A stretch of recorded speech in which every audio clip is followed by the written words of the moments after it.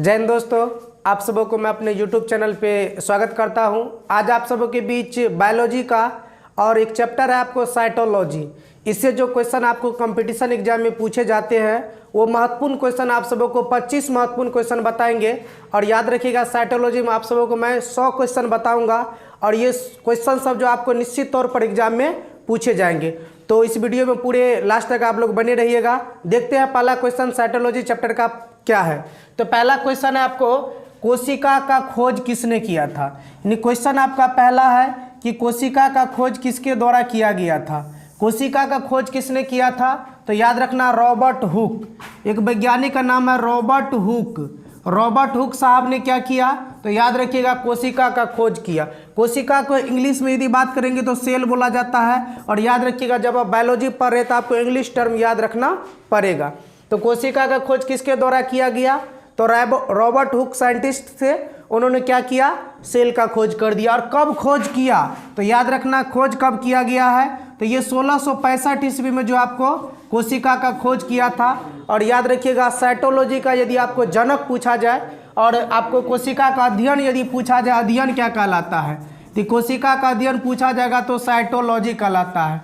Cytology क्या कहलाता है, कोशिका का अध्ययन कहलाता है आपको साइटोलॉजी। और साइटोलॉजी का यदि आपसे जनक पूछा जाए, यदि आपसे जनक या पिता पूछा जाए, तो याद रखना है रॉबर्ट हुक जो है साइटोलॉजी का जनक था। उसके बाद अगला दूसरा क्वेश्चन है कि जीवित कोशिका का खोज किसने किया था। सबसे पहले यहाँ पर बात तो है रॉबर्ट हुक ने किस सेल का खोज किया था, तो ये आपको डेड सेल का खोज किया था, यानी मरी हुई कोशिका का खोज किया था। लेकिन आपका दूसरा क्वेश्चन जो यहाँ पर देख रहे हैं, पूछा गया क्वेश्चन कि जीवित कोशिका का खोज किसने किया था, यानी जिसमें आपको एक जगह से दूसरे जगह जाने की क्षमता हो। तो याद रखना है जीवित कोशिका का खोज किसने किया, तो एक वैज्ञानिक था ल्यूवेनहॉक। ल्यूवेनहॉक साहब ने किसका खोज किया, तो याद रखिएगा आप लोग, ल्यूवेनहॉक साहब ने आपको जीवित कोशिका का खोज किया था या लिविंग सेल का खोज किया था। नेक्स्ट क्वेश्चन है आपको, नेक्स्ट क्वेश्चन है सेल का अध्ययन क्या कहलाता है। अभी थोड़ी देर पहले आप सबको बताए हैं सेल का अध्ययन कहलाता है साइटोलॉजी। क्या कहलाता है, तो याद रखिएगा सेल का अध्ययन क्या कहलाता है, साइटोलॉजी। यानी सेल के बारे में डीपली से यानी डिटेल से पढ़ना क्या कहलाएगा, तो याद रखना ये साइटोलॉजी कहलाता है। उसके बाद है किसी भी शरीर की सबसे छोटी इकाई क्या होता है, यानी किसी भी शरीर की सबसे छोटी इकाई क्या होता है, तो याद रखना वो सेल होता है। सेल बोले तो कोशिका, यानी किसी भी शरीर की सबसे छोटी इकाई क्या होता है, तो सेल होता है, जिसको हम लोग नंगी आंखों से नहीं देख सकते हैं। नेक्स्ट क्वेश्चन आपको है बैक्टीरिया का खोज किसने किया है। ये बैक्टीरिया का खोज किसने किया था, तो याद रखना रॉबर्ट हुक। रॉबर्ट हुक जो वैज्ञानिक था, रॉबर्ट हुक साहब ने किसका खोज किया, तो याद रखिएगा आपको बैक्टीरिया का खोज किया गया था। और याद रखिए क्वेश्चन में पूछा जाता है कंपटीशन के एग्जाम में कि सबसे पहले किस प्रकार के सेल का खोज हुआ था और किसके सेल का खोज हुआ था, तो याद रखिएगा सबसे पहले जो आपको बैक्टीरिया के सेल का खोज किया था। और वो खोज किसने किया, तो रॉबर्ट हुक साहब ने किया था। नेक्स्ट आपको सेल थ्योरी कब दिया गया था। क्वेश्चन है कि सेल थ्योरी कब दिया गया था, तो याद रखिएगा आपको 1838 या 39 याद रखिएगा। किसी बुक में आपको रहेगा 1838 और किसी में रहेगा आपको 1839। तो आप लोग को दोनों याद रखना है। यदि आपको पूछा जाए सेल थ्योरी कब दिया गया था, तो याद रखना आपको 1838-39 में दिया। ऑप्शन में एक ही ऐसा रहेगा, यदि आपके साथ ऑप्शन में 1838 रहेगा तो आपको 1839 नहीं रहेगा, चाहे 39 रहेगा तो 38 नहीं रहेगा, 38 रहेगा तो 39 नहीं रहेगा। तो घबराने की बात नहीं है। अब क्वेश्चन पूछा जाएगा सेल थ्योरी दिया किसने, यानी किस वैज्ञानिक ने सेल थ्योरी दिया था, तो याद रखिएगा सलाइडेन और एक वैज्ञानिक का नाम था आपको स्वान।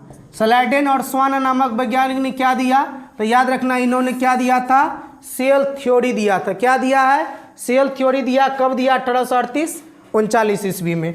नेक्स्ट क्वेश्चन है बैक्टीरिया में सेल होता है, किस प्रकार का सेल होता है, तो याद रखिए इसमें सिंगल सेल होता है। क्या होता है, सिंगल सेल इसके पास होता है, इसी से अपना खाता है देखता है, यानी जीवन से लेकर मरने तक इसमें एक ही प्रकार की सेल पाई जाती है। तो याद रखिएगा बैक्टीरिया में किस प्रकार का सेल होता है, तो सिंगल सेल होता है। नेक्स्ट क्वेश्चन है सेल थ्योरी किस पर लागू नहीं होता है? ऐसा कौन सा अपवाद है जिस पर सेल थ्योरी लागू नहीं होता है? तो याद रखिए वो आपको वायरस है, यानी वायरस मतलब विषाणु पर जो आपको सेल थ्योरी लागू नहीं होता है। मतलब याद रखना, आप लोग को क्वेश्चन पूछा जाएगा कि सेल थ्योरी का अपवाद कौन है, तो याद रखिएगा वो अपवाद है आपको वायरस है। क्या है? तो वायरस है। नेक्स्ट क्वेश्चन है आपको संसार की सबसे छोटी कोशिका, संसार की सबसे छोटी कोशिका पूछा गया है, तो ये हो जाएगा आपको माइकोप्लाज्मा। क्या हो जाएगा? माइकोप्लाज्मा जो है संसार की सबसे छोटी कोशिका है और किसका है? तो याद रखिएगा बैक्टीरिया का है। किसका है? बैक्टीरिया बोले तो इसको जीवाणु बोला जाता है। क्या बोला जाता है? जीवाणु। याद रखिएगा, यानी संसार की सबसे छोटी कोशिका कौन सी है? तो आपको माइकोप्लाज्मा। और किसका है? तो याद रखिएगा बैक्टीरिया। नेक्स्ट क्वेश्चन आपको है मानव शरीर की सबसे लंबी कोशिका, तो याद रखिएगा मानव शरीर की सबसे लंबी कोशिका कौन सी है? तो याद रखना ये आपको न्यूरॉन है। क्या है?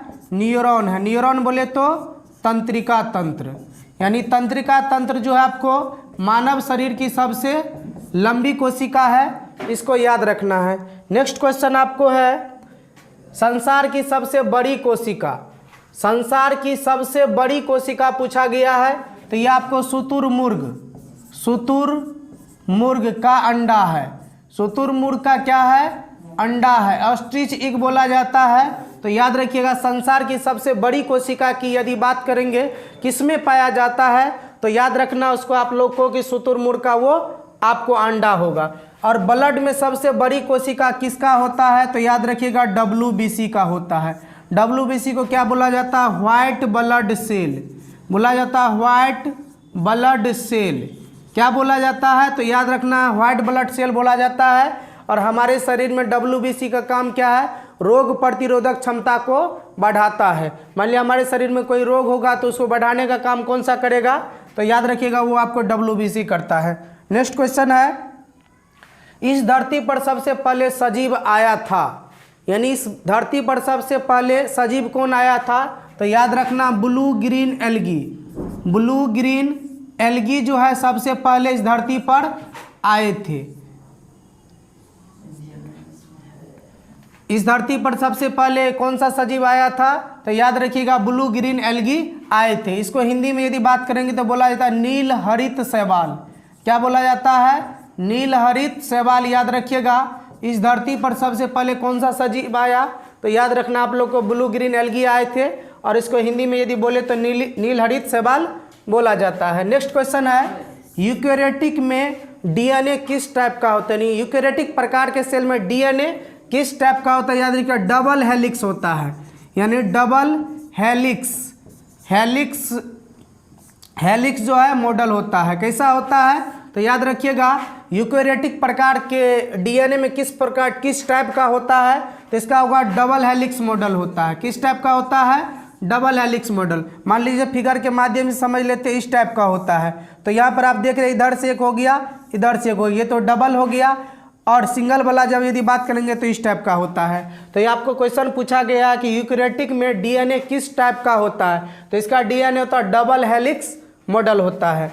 नेक्स्ट क्वेश्चन आपको है कवक का सेल वॉल बना होता है, तो याद रखिएगा कवक को इंग्लिश में क्या बोलते हैं? फंगी। इसको क्या बोला जाता है? फंगी बोला जाता है। कवक का सेल वॉल बना होता है किसका? तो याद रखिएगा काइटिन का बना होता है। किसका बना होता है? कवक का सेल वॉल काइटिन का बना होता है। और किस प्रकार के सेल वॉल किस प्रकार के सेल में सेल वॉल एब्सेंट होता है, यानी सेल वॉल नहीं पाया जाता है? तो याद रखिएगा एनिमल सेल। एनिमल सेल के पास क्या होता है? सेल वॉल एब्सेंट होता है, मतलब सेल वॉल नहीं पाया जाता, एब्सेंट होता है। और एग्जाम में क्वेश्चन पूछा जाएगा कि सेल वॉल किस सेल के पास एब्सेंट रहता है? तो याद रखिएगा एनिमल सेल के पास। नेक्स्ट क्वेश्चन है आपको दोनों प्रकार की कोशिका में कौन सा कोशिकांग पाया जाता है? यानी आपको प्रोकैरियोटिक और यूकेरियोटिक दोनों प्रकार की कोशिका में कौन सा कोशिकांग पाया जाता है? तो याद रखिएगा राइबोसोम। क्या पाया जाता है? राइबोसोम। और राइबोसोम को क्या कहा जाता है? तो याद रखिएगा प्रोटीन का फैक्ट्री कहा जाता है। और यहाँ पर आपको क्वेश्चन 18वां नंबर में है, प्रोटीन का फैक्ट्री किसको कहा जाता है? तो याद रखिएगा राइबोसोम को। राइबोसोम को जो है प्रोटीन का फैक्ट्री कहा जाता है, क्योंकि यहाँ प्रोटीन का निर्माण होता है। नेक्स्ट क्वेश्चन है आपको पावर हाउस ऑफ सेल, यानी क्वेश्चन पूछा गया है कि पावर हाउस ऑफ सेल कहा जाता है, तो याद रखिएगा माइटोकॉन्ड्रिया को। माइटोकॉन्ड्रिया को जो है पावर हाउस ऑफ सेल कहा जाता है। और इसका यदि हिंदी में हमने यदि बात करेंगे तो सूत्र कनिकाएं होता है। इसको याद रखिएगा आप लोग, एक बार एग्जाम में पूछ दिया गया था कि पावर हाउस ऑफ सेल किसे कहा जाता है, और वहाँ पर जो आपको माइटोकॉन्ड्रिया ऑप्शन में नहीं था और ऑप्शन में था सूत्र कनिकाएं। तो याद रखना है पावर हाउस ऑफ सेल किसे कहा जाता है, तो अब वो आपको माइटोकॉन्ड्रिया हो जाएगा। अब माइटोकॉन्ड्रिया में भोजन किस रूप में बनता है? माइटोकॉन्ड्रिया में भोजन किस रूप में बनता है? तो याद रखिएगा एटीपी के रूप में। किस रूप में बनता है? इसमें ऊर्जा जो बनता है, भोजन जो बनता है, किस रूप में बनता है? तो याद रखना आप लोग को माइटोकॉन्ड्रिया में जो भोजन बनेगा वो आपको एटीपी के रूप में प्रेजेंट रहता है। नेक्स्ट क्वेश्चन है एटीपी का फुल फॉर्म पूछा गया है, एडिनोसाइन ट्राइफॉस्फेट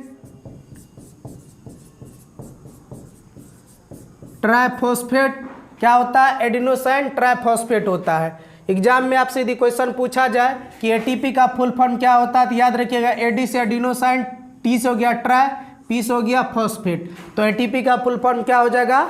एडिनोसाइन ट्राइफॉस्फेट होता है। सेल की सबसे बाहरी परत क्या होता है? तो याद रखिएगा ये आपको सेल वाल होता है। क्या होता है? तो याद रखिएगा सेल की सबसे बाहरी परत क्या होता है? तो याद रखना आपको एग्जाम में कि ये सेल वाल होता है, सेल की सबसे बाहरी परत है। उसके बाद धरती पर सबसे ज़्यादा शर्करा कौन सा है? तो याद रखिएगा सेलुलोज है। क्या है? सेलुलोज है। याद रखना है धरती पर सबसे ज़्यादा शर्करा किस टाइप का है? तो याद रखना आपको एग्जाम की दृष्टि से वो क्या है? सेलुलोज है।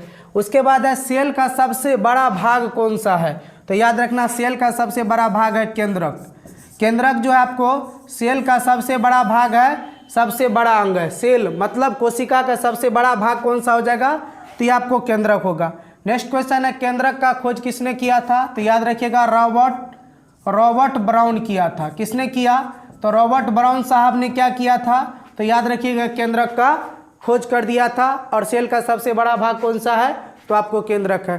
तो दोस्तों आप सबों को ये बायोलॉजी का ये एपिसोड पसंद आए तो अपने दोस्तों के बीच जरूर शेयर करें। तो मिलते हैं अगले वीडियो में फिर से साइटोलॉजी का क्वेश्चन लेकर के। तब तक के लिए धन्यवाद।